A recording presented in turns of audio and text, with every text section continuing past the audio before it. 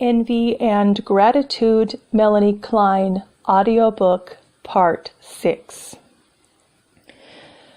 From the contention that envy spoils the primal good object and gives added impetus to sadistic attacks on the breast, further conclusions arise. The breast attacked in this way has lost its value.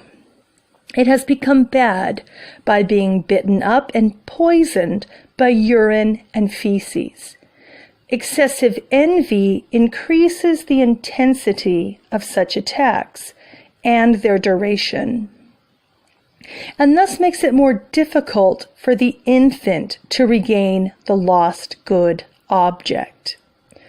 Whereas sadistic attacks on the breast that are less determined by envy pass more quickly, and therefore do not, in the infant's mind, so strongly and lastly destroy the goodness of the object.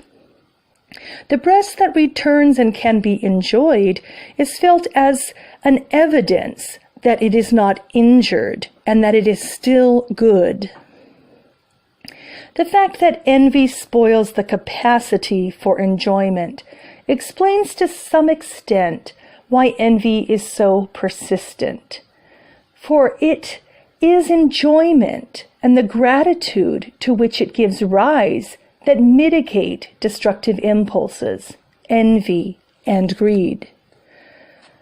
To look at it from another angle, greed, envy, and persecutory anxiety, which are bound up with each other, inevitably increase each other. The feeling of the harm done by envy, the great anxiety that stems from this, and the resulting uncertainty about the goodness of the object, has the effect of increasing greed and destructive impulses. Whenever the object is felt to be good after all, it is all the more greedily desired and taken in. This applies to food as well. In analysis, we find that when a patient is in great doubt about his object, and therefore also about the value of the analyst and the analysis, he may cling to any interpretations that relieve his anxiety, and is inclined to prolong the session because he wants to take in as much as possible of what at the time he feels to be good. Some people are so afraid of their greed that they are particularly keen to leave on time. Doubts in the possession of the good object and the corresponding uncertainty about one's own good feelings also contribute to greedy and indiscriminate identifications. Such people are easily influenced because they cannot trust their own judgment.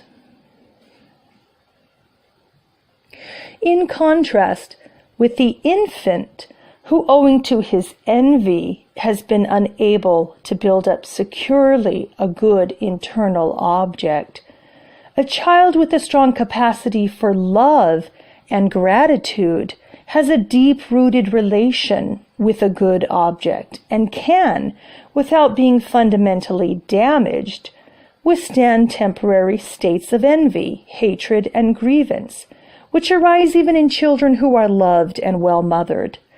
Thus, when these negative states are transient, the good object is regained time and time again.